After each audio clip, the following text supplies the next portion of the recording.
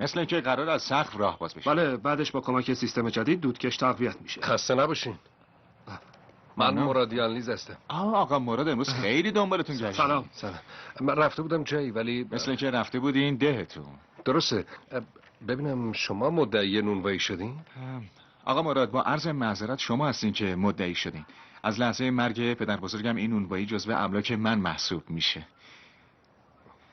ولی ما تحقیق کردیم ببینیم فامیلی داری یا نه. نام خانوادگی مادرم اشتباه شده بود. اشتباه ثبت احواله. ولی اینا دیگه اهمیتی نداره. ازتون متشکرم که به پدر بزرگم رسیدگی کردین.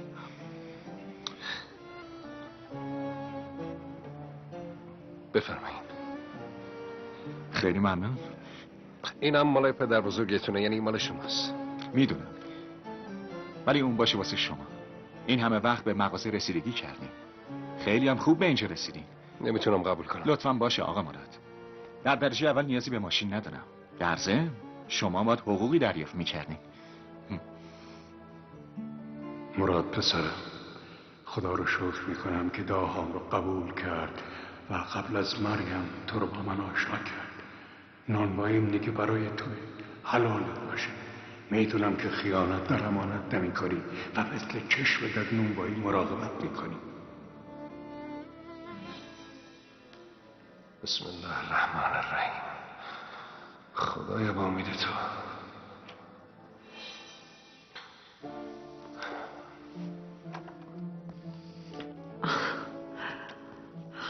پسرم چی کار میکنی؟ دارم فکر میکنم مادر. هنوز وقت زیادی واسه فکر کردن دارم. خیره؟ البته که خیره. همه چی از دست رفت. تمام چیزایی که توی این مدت به دست آورده بودم از دستم رفت. این چه حرفیه مراد؟ درست نمیگم مادر. وارد راهی شدم و خداوندم کمکم کرد. یه راهی برای نوندن آوردن نشونم داد. ولی حالا داری با خداوند چونه میزنی پسرم؟ هاشا مادر. من ببین، تو یه راهی رو انتخاب کردی. عصبانی نشو. ولی وقتی دزدی میکردی میدونستی اگر گیر بیفتی چی میشه، مگه نه؟ یعنی حاضر بودی برای به دست آوردن چیزی تاوانشم بدی. پس چرا حالا اینطور فکر نمی کنی؟ الان که دستاورد بزرگتری داری، در حالی که به دنبال رضای خداوند بودی، به من اعتماد کردی؟ یا به خودت؟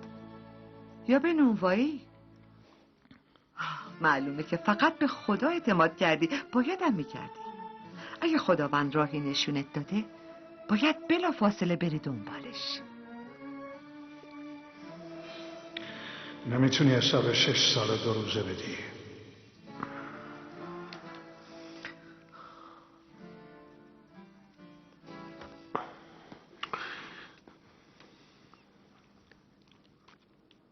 من برمیگردم گوزلجه. نتونستی کاراتو تمام کنی؟ نه هنوز مادر. باید برم. برای اینکه خداوند یه راهی نشونم داد. هر چقدرم لازم باشه اونجا میمونم. لازم باشه اینقدر اونجا میمونم تا همه اونا یکی یکی حلالم کنن.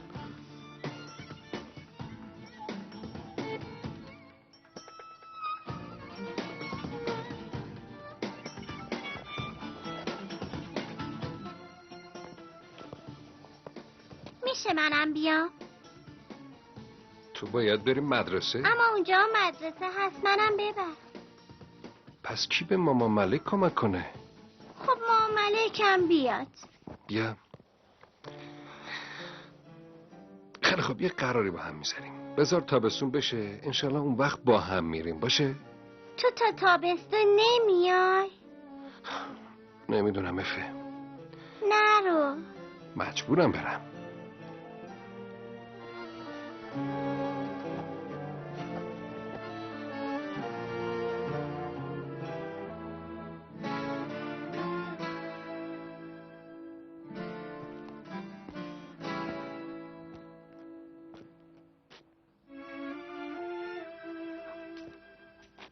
دعا کن مادر. برام دعا کن. دعا کن تا بتونم حق همه اون آدم رو بدم. دعا کن تا بتونم راهی رو که شروع کردم ادامه بدم.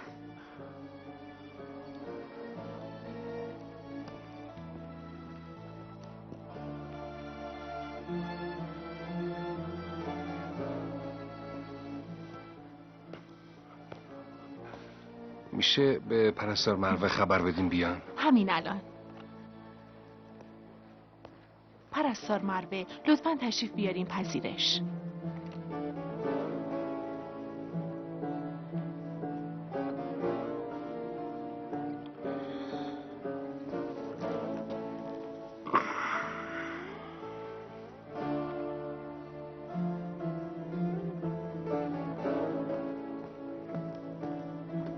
مراد چی شده؟ من دارم میرم مروه. برای مدتی بر نمیگردم. چه مدتی؟ نمیدونم، ولی خیلی زود بر نمیگردم. پس داری میری؟ دلیلشو نمیپرسم چرا. برای اینکه حرفاتو باور دارم. خداوند کمکت کنه.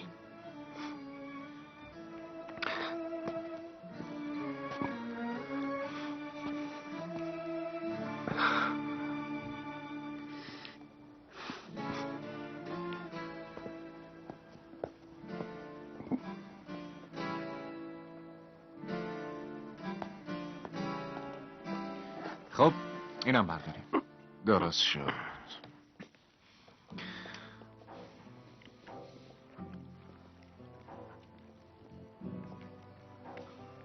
سلام علیکم.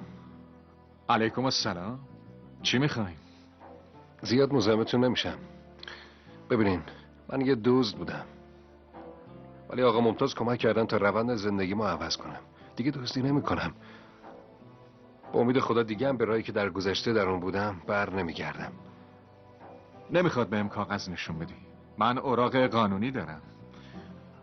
حقوقی که بین انسان ها وجود داره فقط شامل اون برگه هایی نیست که تو دستتونه.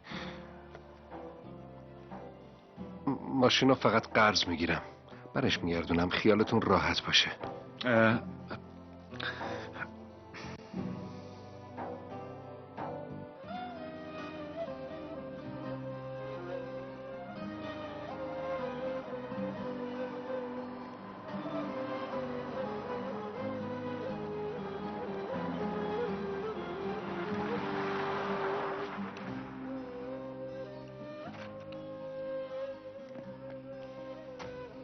سلام علیکم. میدونم حرفیو که زدم بر نکردین، ولی اصلا خیال ندارم منصرف بشم. اومدم تو حرفامو باور کنین و یک به یک حلالم کنین و تا این اتفاق نیفته اینجا میمونم. 1 سال، 2 سال، 5 سال، 6 سال. آقا دزده، بگو چطوری؟ قبل از هر چیزی باید بگم عمو اسمت هیچ گناهی تو این کار نداره. اون شب رفته بود واسه تولد نوه‌اش. شیشه رو شکستم و رفتم تو. صندوقو باز کردم و پولا رو برداشتم. خب اینا رو قبلا هم گفتی. بعد چیزایی که آقا داوود دیده چی؟ فکر میکنم آقا داوود اشتباه دیده. اونم یه روزی متوجه میشه که اشتباه کرده. چطور میتونه اشتباه کنه؟ طلاهای آقا داوود هم همون شب دزدیده شده. بعدش یکی از طلاها تو بقچه آیشه پیدا شد. تکلیف چیه ها؟ اگه خدا بخواد اون مسئله هم به زودی روشن میشه. خب چجوری میخوای خطاتو جبران کنی؟ با کار کردن.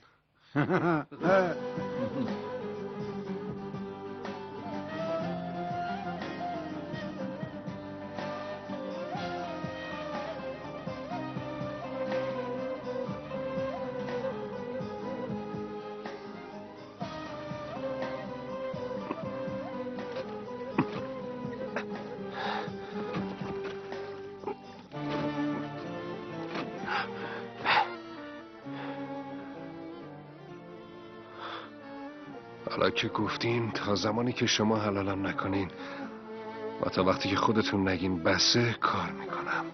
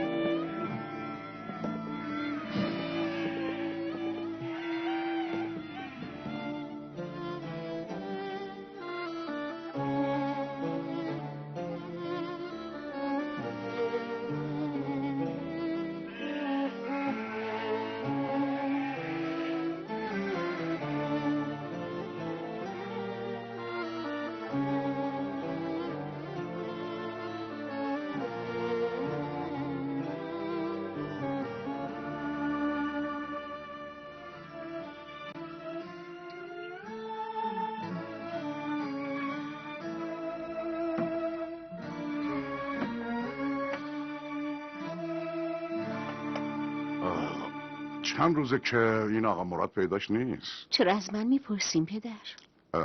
دخترم همینطوری یه چیزی گفتم. رفته روستا. روستا؟ تو روستا چی کار داره؟ فکر میکنه به هم روستاییش بدهی کوچیکی داره، رفته اونو بده. بهش بگو اول دنبال مشکل خودش باشه. وارث حساب نونوایی پیدا شده، داره نونوایی از دست میره. چی؟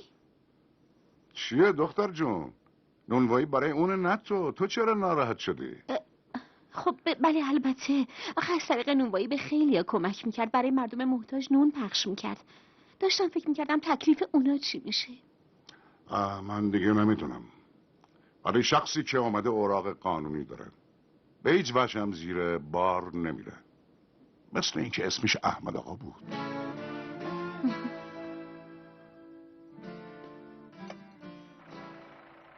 هل بده زود باش، زور بزن.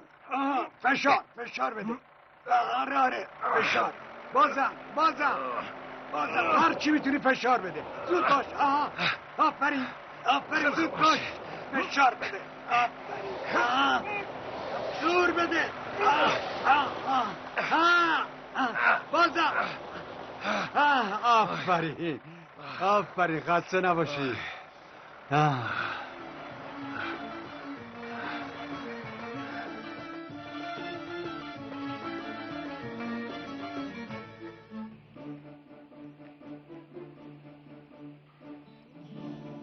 زود باش بذارش اونجا. آفرین. بجام دیگه.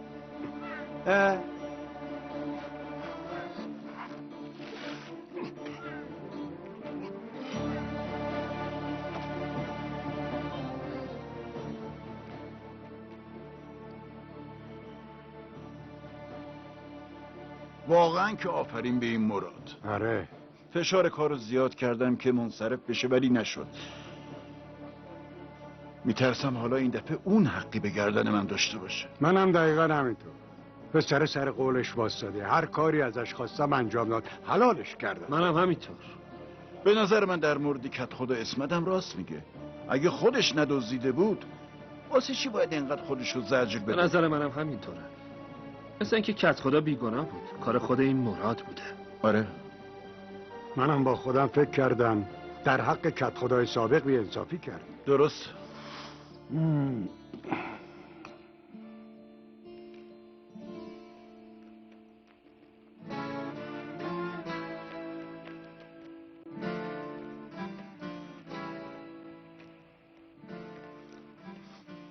سلام علیکم. علیکم سلام. کار خیلی از مردم انجام دادی و حلالیت گرفتی. خدا رو شکر. خب حالا هم نوبت حق منه. باشه چشم. کافیه بگی ازم چی میخوای همین. با هم بیا.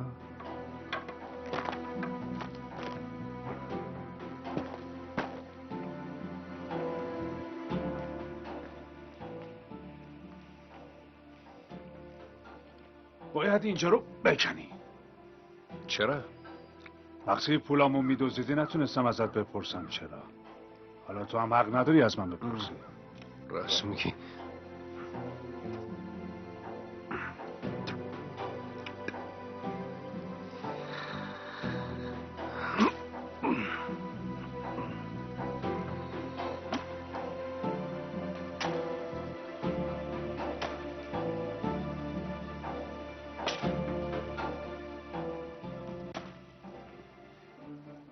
آقای زکیکایا؟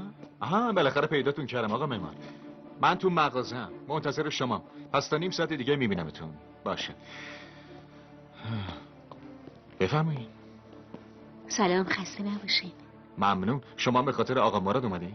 یعنی چی؟ معلوم نیست این مراد یالنیز کیه که همه میخوان یه کاری براش بکنن. برای اینکه حقشه آقا احمد. پس منم مشهور شدم. اسم من از کجا میدونی؟ ببین آقا احمد، مراد یالنیز آدم خوبیه، به مردم کمک میکنه، کار میکنه تو برای مردم مفید باشه. یعنی مثل رابین هوده؟ منظورتون چیه؟ ببینید خانم، منم یه تحقیقاتی انجام دادم. این مراد یالنیز پرونده کت و کلفتی داره. نمیفهمم واسه چی اینقدر بهش اعتقاد دارید. اون آقا دزده بابا. معلومه که آقا ممتازو فریب داده. آقا احمد، اومده بودم باهاتون صحبت کنم، ولی رفتارتون نشون میده این کار غیر ممکنه. متوجه نمیشم منظورتون از این کارا چیه، ولی اینو بدونین که مراد نه اونقدر که فکر میکنین ضعیفه، نه اونقدرام تنهاست. امیدوارم یه روز خودتون متوجه حقیقت بشین و دست از این لجبازی‌ها بردارین. من دیگه حرفی ندارم.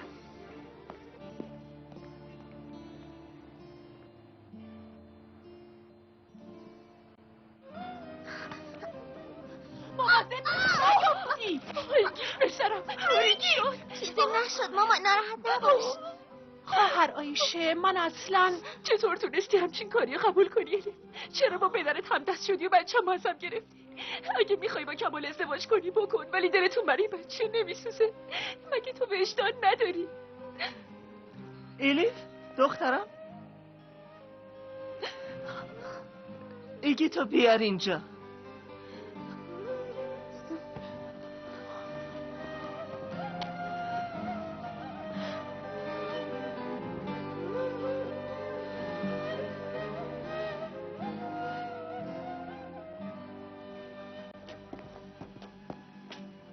برادر نجسی، بازم به کندن ادامه بدم یا نه؟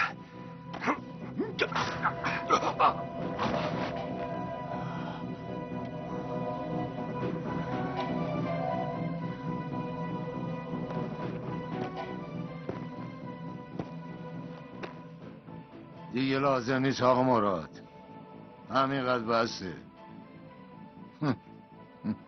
نجاتی بندازش تو گونی و ببرش بیرون ده. باشه. حتما دیگه سر عقل میاد.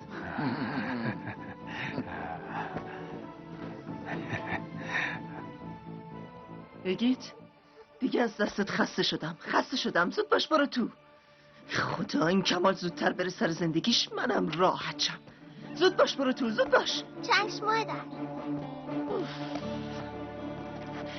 بیا پسرم. آخ بودو. کجا میری مامان؟ یه جای دور پسرم، یه جای خیلی دور. اگه خدا بخواد دیگه هیچ وقت از هم جدا نمیشیم. بابام میاد مامان. بابات ما رو فراموش کرده پسرم، ما اونو فراموش میکنیم.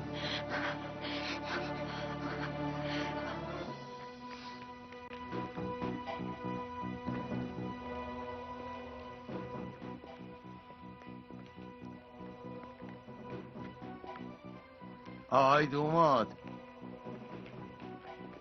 داشتم می اومدم پیش تو، با خودم فکر کردم و گفتم به شهردار یه زنگی بزنم و بگم دختر که از خدا داره ازدواج میکنه و بیاد شاهد عقدتون بشه. چیه؟ چیزی شده دوماد؟ افکارم به هم ریخته است. واسه چی؟ برای اون جریان مراد. اون مسئله حل شد پسرم، حل شد. چی حل شد؟ منظورم اینه که اون برگشت به شهر. جدی؟ داشتم فکر میکردم حق با اونه. فکر میکنم ما به آیشه و پدر کت خدا جفا کردیم. حتما میخواستی بگی کت خدای سابق، گفتی پدر کت خدا. من هم کت خدا هستم هم پدره. خب دیگه برو. اون آدم عجیبی بود، یهو اومد و یهویی هم رفت.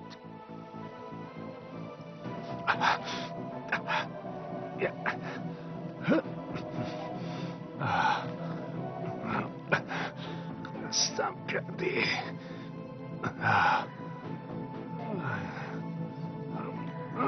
حالا برو پایین.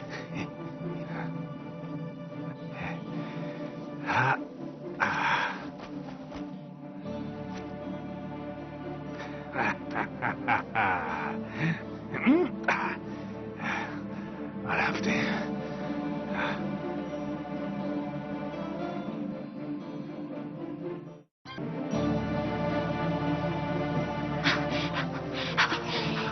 بودو عزیزم، بودو.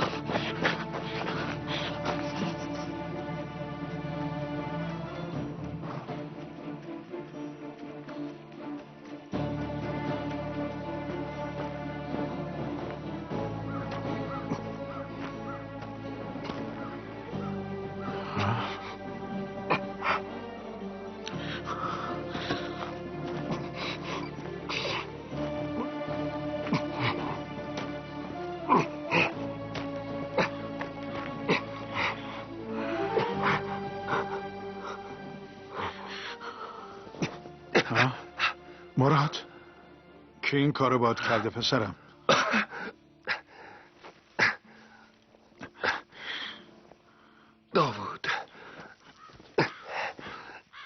داوود؟ اما اسمت وقتی این آدم اینقدر ظالمه حتما خودشم به افترا زده. ولی برای چی باید همچین کاری بکنه؟ آدمی که گناهکاره برای اینکه بازنده نباشه همه کار میکنه. خودم خوب میدونم. مراد کجا؟ بهت قول دادم، پای قولم هم هستم. گریه نکن دختر. خدایا خودت به من صبر بده. تو هم با من مخالفت میکنی؟ با هم مخالفت میکنی؟ نمیخوام پدر، نمیخوام با این ازدواج آیشه رو به جون بخرم. نمیخوام. هر شب تو خواب اون زن رو میبینم، هر شب تو خواب اون بچه رو میبینم. نمیتونم بار این گناه رو تحمل کنم. پدرتو عصبانی نکن، صلاحتو میخواد. اونی که گناه کرد پدر آیشه است دختر. من چه گناهی کردم؟ تویی که مرتکب گناه. ساکت شو وگرنه یه بلای سرت میارم. ساکت شو. دخترت بگو خفه خون بگیره وگرنه داغونش میکنم، میکشمش.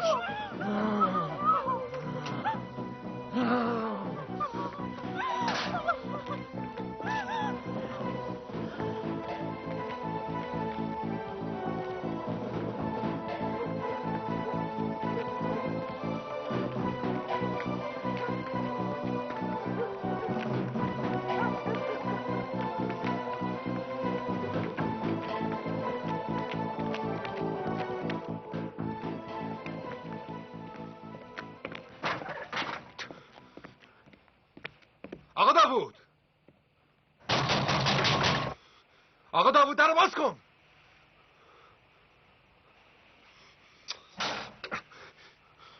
چی شده؟ چی میخوای؟ کجاست؟ نیست. ببین خواهر، 6 سال پیش که طلاها از تو بخچه عایشه پیدا شد شاید شما هم اونجا بودی. درست میگم؟ من خودم قبلا دزد بودم. اون زمانا خیلی گناه کردم. خوب میدونم آدم چجوری مرتکب گناه میشه. شوهرت بهت گفت بری اونا رو بذاری تو وسایل عایشه. آره درسته؟ اون گفت، بابام گفت، تازه دروغ گفت که کت خدا پولا رو دزدیده. دختر ساکت شو. کار اونه، خودش بود. کاری کرد تمام ده باور کنن. آخه خواهر من، پس واسه چی تا حالا سکوت کردی؟ برای چی حقیقتو نگفتی؟ تو برای چی 6 سال تموم نیومدی بگی که خودت پولا رو دزدیدی؟ نتونستم بگم ولی توبه کردم. ببین حالم اینجام. گفتم خواستم واسه همه توضیح بدم ولی هیچ کس حرفمو باور نکرد. دیگه باور میکنم. الیف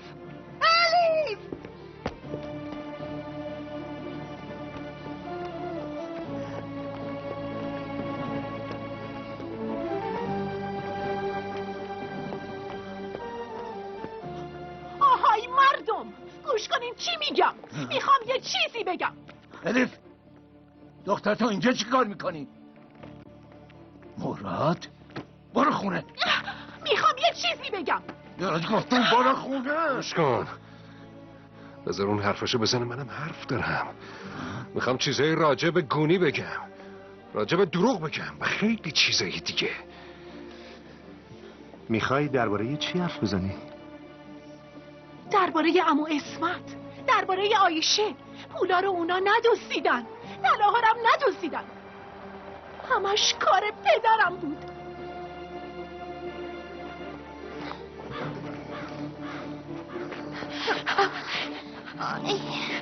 تحمل کن پسرم، تحمل کن. مامان خسته شدم، میخوام برگردم خونه. ما خونه نداریم پسرم. من صلاح شما رو خواستم. من که کت خدا شدم، کت خدا اسمت با این دست به یکی کرده بود. الیف تو پدرتو فروختی، تا دروغ گفتی، تا رم فریب داد. حرفاشو باور نکنین، همه تون رو فریب داد. گوش کنین، من به خاطر شما رفقا صلاحتون رو خواستم. بابا باشین، نری باشین. میگم حالا که عمو اسمت منو بخشید ممکنه تو هم شانسی داشته باشی آقا داوود. به نظر من از این فرصت استفاده کن و لکه ننگی رو که رو پیشون تو پاک کن. کمال پسر دیگه نیست. آیه شیگی تو دزدیده. چی شده؟ اگه چیزشون بشه نمیذارم زنده بمونی. بودو پسرم زود باش بودو.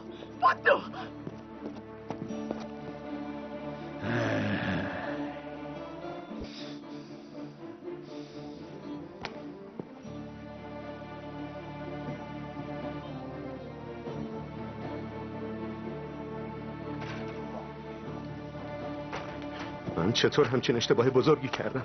چطور تونستم همچین گناهی مرتکب بشم؟ گناهکار و خطاکار اصلی من. پدر کمال پسرم. پدر آیشه نیست.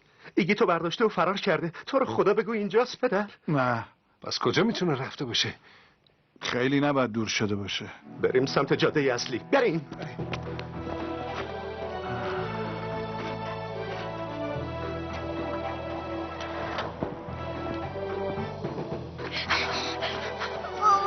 خیلی سردمه. خیلی کم مونده. گرسنمم هست. یکم دیگه هم بریم میرسیم به جاده. هیگیت خواهش میکنم یکم صبر داشته باش.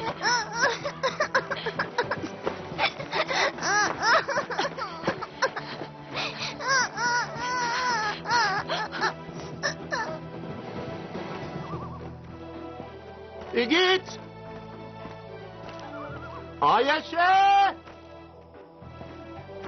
آیشه دخترم. ایگیت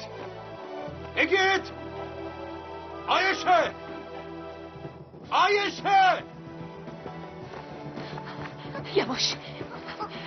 یواش پسرم. تحمل کن.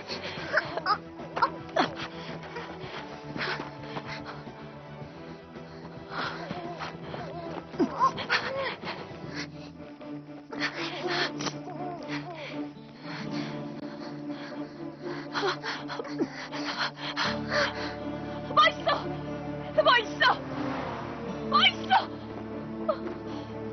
ایگیت وایسا.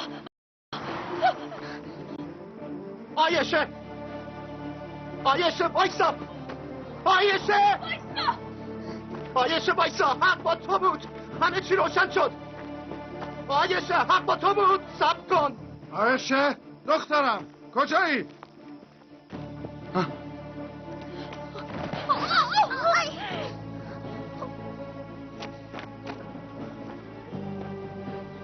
مامان برو کنار پسرم. برو کنار.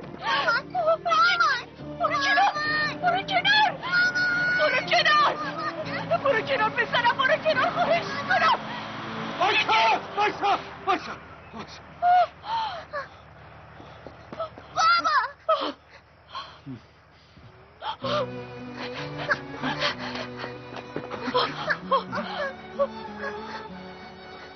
ممنون. برو. حالت خوبه؟ پسرم تو هم خوبی؟ خوبم بابا. مردم امروز روز مبارکیه. بعد از سالها برای اولین بار باز دور هم جمع شدیم. برای همین باید خدا رو شکر کنیم. خدا ازت راضی باشه کت خدا. خدا ازت راضی باشه. خدا ازت راضی باشه.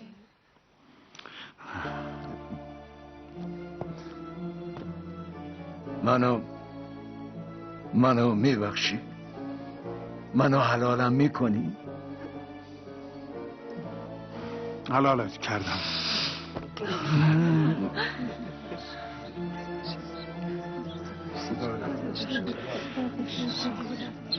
باید بگم همه ما بیشتر از هر چیز مدیون اون آدم هستیم. درسته که مراد باعث تمام این اتفاقاتی که سرمون اومد، ولی اون باعث شده که ما امروز بیایم اینجا تا دور هم جمع بشیم. پسرم میدونی چه قلب پاکی داری؟ اشتباهاتی که در گذشته مرتکب شدی در نهایت منجر به امر ثواب شد. با افتخار تمام من حلالت کردم.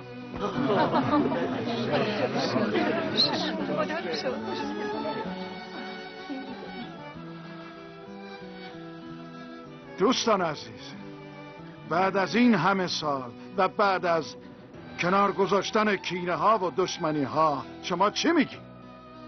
حلالش کردم، اون یه جوون مرده.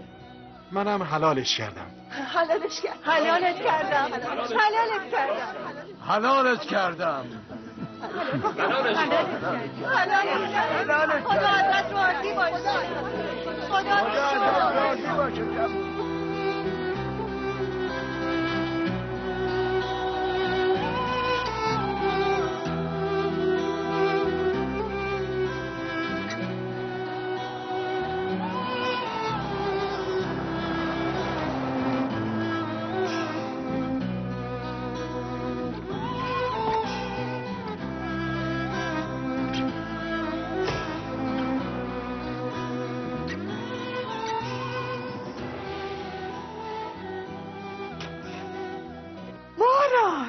جان بیا.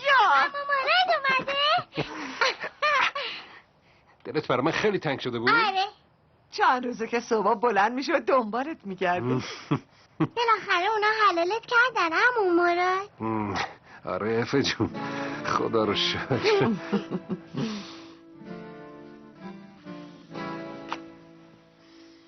عمو مراد اون آقای واسه چی مغازه رو ازمون گرفت؟ حتما احتیاج داشته. احتیاج یعنی چی؟ احتیاج یعنی این که بدونی چی میخوای. اگه به جا و به اندازه باشه وسیله برای شکرگزاری میشه. اگرم برای حرص و طمع باشه آدم هم سیری ناپذیر میشه هم ناشکر. برای همین آدمایی که میدونن حاجتشون چیه دنبال دوستای خوب میگردن، دنبال الگوی خوب میرن. برای اینکه آدمای خوب با کمک الگوهای خوب بهتر زندگی میکنن. افی جون،